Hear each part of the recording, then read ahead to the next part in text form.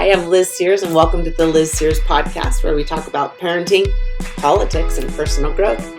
We're just trying to raise the best humans we can. We love talking about policies over politics.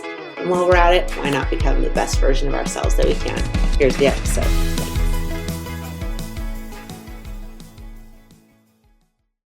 Hi there. Hey, elections are in 1 week. We have that much time in order to make a good decision. And this has been weighing on my mind literally for years. So it's kind of funny that I'm waiting until 1 week before election. But what I have been thinking so much about lately is just that we have lost as a society the ability to critically think. We have been fed a lot of lies. I don't know if you feel this way as well, but what has happened because of the way that we have been indoctrinated, whether you watch Fox News, CNN, or anything else, is that we have been told what to think, why to think it, how to interpret what we're seeing. The information given to us is always curated in order to come to a specific conclusion. And what all of that has done is also turned us against the people who appear to think differently than us, who appear to have different goals than us. And it is making it easier for the oligarchs, the giant companies, the government, and everyone else to control the way we think and the way that we vote. So my goal is to share information with you. This first video is actually going to be probably pretty dang long, but I'm going to take the information that I put into here. I'm going to break it into different pieces and make it a lot more easy to digest. I'm going to be sharing it over the next week. And my goal is that hopefully I'll be able to share some information that will cause you to vote the way I hope you do. I'm not even going to tell you who to vote for in the first while. I'm just going to give policies and information that hopefully makes you curious, makes you want to learn a little bit more about it yourself. And also my prayer is that this will be an addition to the grassroots movement that's been going on for a while now, that I'll be able to sway someone who could be swayed, that they'll think, oh, that's kind of interesting. I want to share it with someone else. They do, and it grows and grows and grows until we have a grassroots effort, because I think everybody in the nation can kind of come to the same conclusion as I do, that it doesn't really feel like we, the people, run it anymore. So my goal in this video is to provide you with information so that you can make an educated decision, one that you'll feel happiest about come Tuesday, November 5th. So we have basically 7 days, 6, depending on how you want to look at it, before we have our elections, where we are going to be able to dictate the structure of this country that we leave to our children. And understanding the policies of the two presidential candidates and understanding the impact of those policies on the quality of life that you have, that your children have, is absolutely crucial to making the best decision. So now is the time to get the word out so that collectively we can make the choice that is going to pass along the best country. So today, I really want to start with setting a base for 4 things to talk about, because it's going to be able to help use the information in the best way possible to understand it and so on. So first that I want to talk about is the clarity, getting clarity on what the structure of the United States government is and our role in it. Second is understanding where the money in our government comes from. Third is becoming familiar with the entire platform of each presidential candidate. And fourth, why meritocracy is the only metric to consider next Tuesday. So first, clarity in the structure of our United States government. You know, the United States is very, very unique in the fact that we, the people, are who are in charge, not the government. The United States was the first country to ever even try this, and we have achieved elevating more people out of poverty than any other nation in the world. And it's kind of funny hearing other nations talk about the United States, because they'll still use verbiage and perspective that indicates that they think the government is in charge, but it's not. We are in charge. And one of the things that I love so much about America is that you can achieve anything if you want to work for it. You know, I love hearing Eric Thomas talk about this. I don't know if you guys have ever looked him up or seen his videos, heard him talk, but seriously, you should totally look him up on YouTube. He's amazing. You know, the easiest way to truly picture what the structure of America is to think of it as the fact that we are the owners. We are the employers. We are the one in charge. We, the people. The government's our company. We own it. And it represents our interests because we own it. And those that we elect and the government employees are our employees. So it's our obligation as the owners of the company to direct our employees on how we want them to run the business. This is done through the way that we vote. It's done through writing and communicating with our congressmen, congresswomen, as well. And we tell them which bills we want them to support, which ones we want them to vote against, and we tell them how we want them to prioritize the different things that are important to running our company in such a way. So as owners, we dictate to our employees how we want them to approach the structure of our business. And we have the Constitution, we have the Bill of Rights. That is the basis that we want them to function within. As owners of the company, we also have the obligation to evaluate how those that we have hired are doing the job that we hired them to do. We've hired them to run a solvent, strong country that we can pass along to our kids. So when a bill passes or not, it's behooves us, I don't know, whatever that word is that just came to mind. But it is important that we find out how our employees voted, because if they didn't vote in our best interest and in the interest of who we care about most that this country is going to be passed to, then it is derelict in our duties to not be finding out how they're voting. Even if we just do it once a year, even if we just check in periodically, even if we start to listen to podcasts or other things periodically that just kind of clue us in on how our elected officials are functioning. One thing that I love so very much about Mike Lee, he is one of the congresspeople from Utah at the federal level, is that he promised to me and his other constituents that he would never vote for a bill that he didn't have time to properly review. So this is a minimum expectation, honestly, that we should have from all of our elected officials. I'll have more details on this in a future segment of the show or whatnot, but it is so cool to know that we have at least one person setting the standard.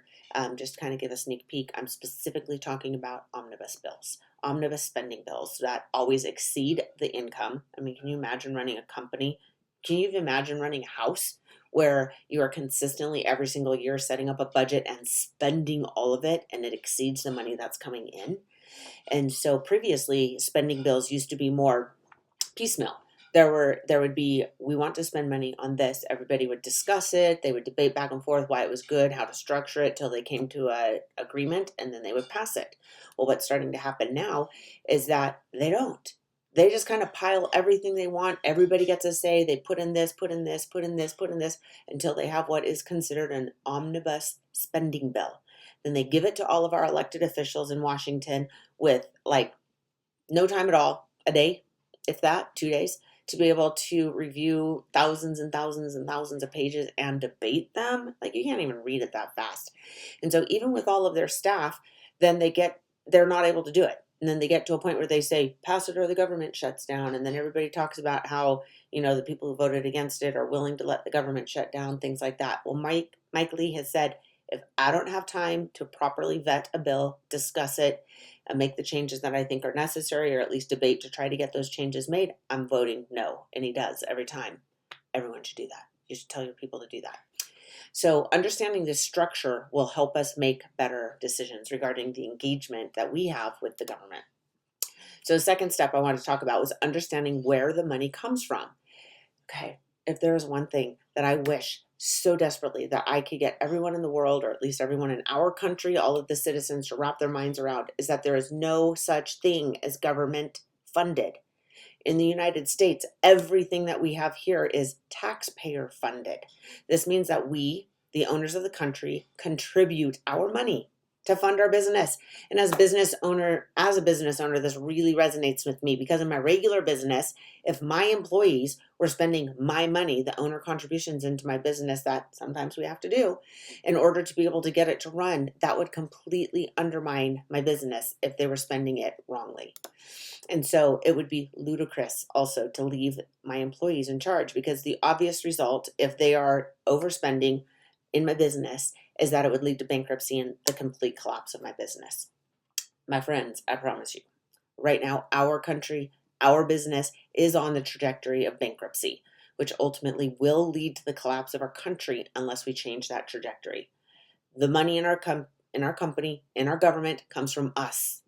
Let's make sure they spend it and invest it in such a way that is sustainable. Third, the entire platform. By trade, I'm a realtor. And when I'm out shopping for a home with one of my clients, we're out looking at homes, they'll find one, they fall in love, and they decide to submit an offer. And when we get that offer submitted, we don't just buy the house. We always complete a home inspection. This is because my clients want to know what they're buying. They want to know all of the details, and especially if there's something majorly wrong with the home. This period of time is called due diligence, and it's their opportunity and their responsibility to do their due diligence, to make sure that they know that after knowing everything about the home, that they're still comfortable moving forward to purchase it. So when somebody decides to vote for a political candidate, and this is actually on all levels, so not just the president, which is the big one coming up November 5th, but also the senators, the congressmen, the mayors, the sheriffs, the DAs, those ones are extremely important to do your due diligence about how they function. Judges, seriously, there are some judges out there that make horrible, terrible, cruel judgments. So put the word out, ask about it, have people share their experiences that they've heard about it.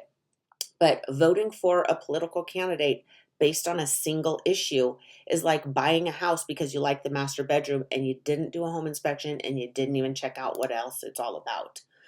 So my goal is to provide you with the information. I'm going to be doing a whole bunch of these videos talking about all the different facets of each political platform and the policies that they say they're going to implement and the ones that each already has during their tenure.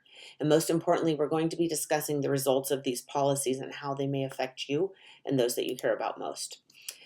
Some will say that as vice president, Kamala doesn't have much say or sway. But you know what? She set the record straight in her 60 Minutes video or 60 Minutes interview that aired on October 7th, where she said in her words that she's been involved in every major decision made by the Biden administration. She underscored her active role in both domestic and international matters. That one I thought was pretty great because as she discussed the importance of the collaboration between herself and the president on critical issues and the significant policy changes, she also went on The View the very next day. And when they asked her if there was anything that she would have done differently than Biden over the past 4 years, she said she couldn't think of anything. The reason that I say this is really great is because we have a very awesome, amazing, unique situation right here where we can compare two platforms based on actual facts, actual policies, actual results that each candidate has already done.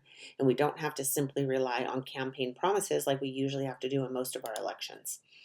So the fourth thing that I want to talk about is meritocracy and why this is the only metric that we should consider here. There's several jobs where having the best person for the job is obvious, like when you're hiring a surgeon or a pilot or an air traffic controller. If the person I love most in the whole world is about to go through heart surgery, the only metric that I care about is how good is that surgeon. Seriously, I don't care about their gender. I don't care about their race, their age, their religion, nothing. The only thing I care about if somebody I love very much is going in for surgery is that surgeon good at the job? So the only metric in choosing somebody based on their skills, that metric is called meritocracy. So when we choose somebody based on anything else, we are choosing based on diversity. And in some situations, that's a bad metric to use.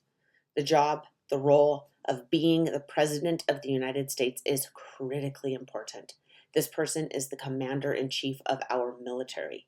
This person will appoint about 5,000 to 10,000 people to run our country, which affects every aspect of how it's ran at the federal level. This person and their appointees will deal with the security of our border. They'll deal with immigration, both legal and illegal. These two people, or these 5,000 to 10,000 people, will create or eliminate loopholes that allow unvetted migrants to enter legally, even if they have been convicted of. I'm going to repeat that line, okay? These people will either close or open, create or eliminate loopholes that allow people, even if they've been convicted of committing rape, murder, larceny, and all kinds of violent crime into our country. These two people and their appointees affect foreign policy, including wars and proxy wars. They affect inflation, which is most impacted by government spending, bureaucratic red tape and entitlements, energy policies. Energy policies massively affect inflation because energy costs affect the creation of the product, the transportation of the product, the distribution of the product, everything. It affects everything. This person and their appointees affect censorship. They affect spending by government agencies, including FEMA, and how it's allocated. There's been a bit of that in the news in the last few weeks, and so on. So just like in the situation with choosing a surgeon, we want the best candidate for the job. So like I said, we have about 6-7 days before election. And some of you might be wondering, why should I even listen to you? So I wanted to tell you just a little bit about me for just a moment. First of all, I have been fascinated with politics ever since I was in high school. I ran across my first political show when I just watched Bonanza because it was funny. And another show about the news popped up and I was sucked in. I loved it. I loved doing the mock elections in junior high and high school. I liked discussing the topics. I was in debate.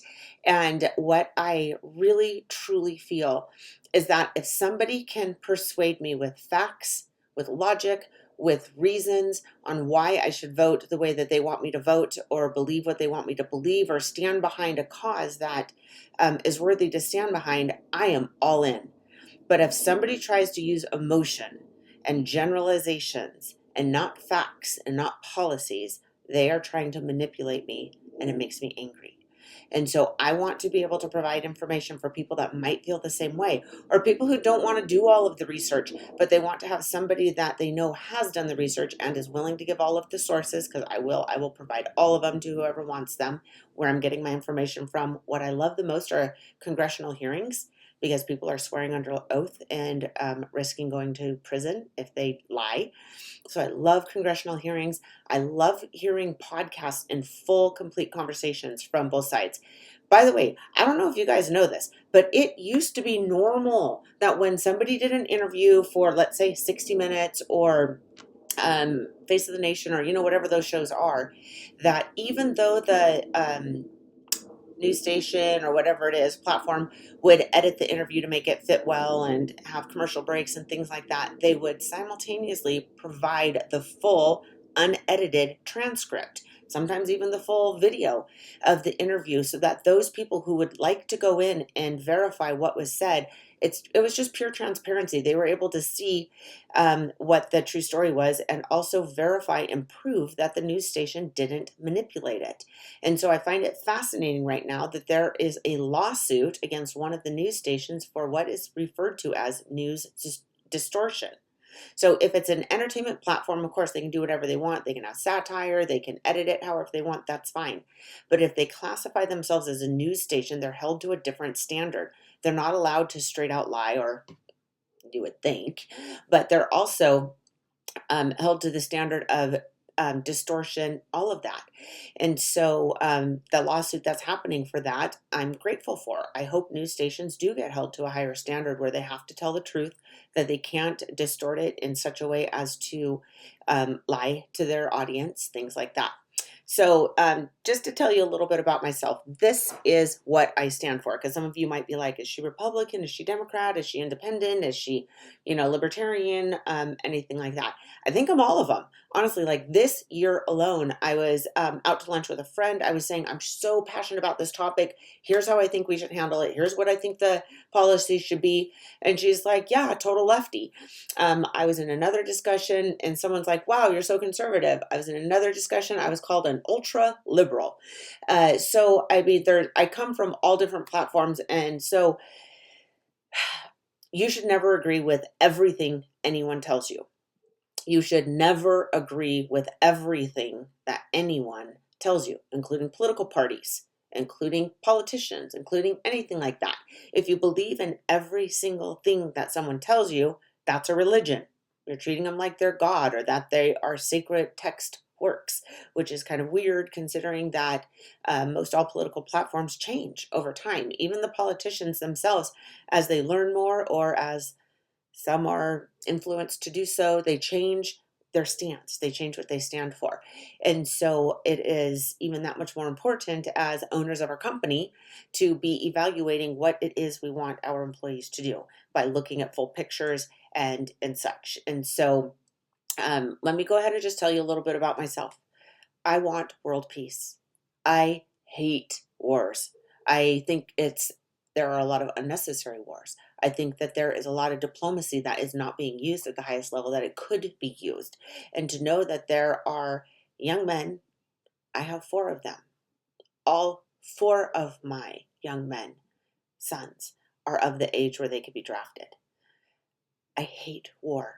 I want world peace. I want to do everything we can to make that become a reality. I want no one to go hungry. That one just breaks my heart with how much prosperity that there is in the world, specifically in our nation. The structure, the way that we do everything, no one should go hungry. I think that that is something where resources, everything like that should be a priority. I care for the poor and the downtrodden. I want them to be taken care of, especially when they're going through hard times. And I want the way that we help them to be simultaneous with also helping them get back on their feet, to be able to be self sufficient, because there is self esteem and self worth and pride that comes from that. I want civil discourse. I want people from all sides who have different opinions about what the policy should be to be able to discuss it. I want it to be where we don't demonize and call the other side terrible names and make it feel like they are our enemy, because they're not. I would assume everything I've said so far, every single person watching this agrees to. And so it's just a different way to get there. And there's reasons why we think that the ways that we want to get there make sense. And because of the way that we're being fed information and being indoctrinated, it makes it really hard to consider the other side, because as soon as they start talking, we think they're wrong. We think that they are trying to undermine our country. We think all of these terrible thoughts because we've been told to think that. And so I want civil discourse. I want to be able to have, when we talk, explain why I think my idea is right, why I think your idea is wrong. I want you to tell me why you think you're right and why you think I'm wrong. And that way we're going to be able to see things from angles we hadn't seen before. And a lot of times we can come to a common ground that actually addresses both better than if one of us got it right and we strong armed and got all of our people in to be our echo chamber and pass our policies without taking into consideration the other side. I want to have my voice heard. I want our country and our government ran by we the people, not by the elite, not by the oligarchy, not by big tech, big agriculture, big pharma, big food, all of the food processing places. And I don't want our government ran by themselves. I want our government ran by we the people in conjunction with the structure of the Constitution, and the government to be limited by the Bill of Rights. I want to put and keep government in its place. That's going to take a lot because it is not there now, and it hasn't been for decades and decades. I want good, honorable, ethical people in the government who own their role as public servants. I want them there temporarily. They come, they do their part, and they have to go back and live in the world, in the country that they are helping us to create. I want good, honorable, elected officials, police officers, school teachers, DMV workers, all of them, all the people who work for the government, for my company. I want them to help create a safe and solvent country. I want to protect and to take care of our planet. Our climate, our planet, everything about it is so important to me. And I just find it interesting because every single person I talk to on both sides of the aisle actually do feel exactly the same way. And I believe it with all my heart that we can work together to actually take better care of the planet than we're doing right now. I am going to go into some policies on that I'm excited to talk about, because that is what I'm very passionate about. I want to stand up for and protect the most vulnerable, and to make it so they can experience a good quality of life, to take care of those with extreme disabilities and other things, so that way they can have a life too. I have a nephew who is severely autistic, and I'm so grateful for the access that he has, but my sister had to fight like crazy to get it for him. And there are people with that level of need that are not getting it. That's important to me. I want people to have access to good health care. I want it to be affordable.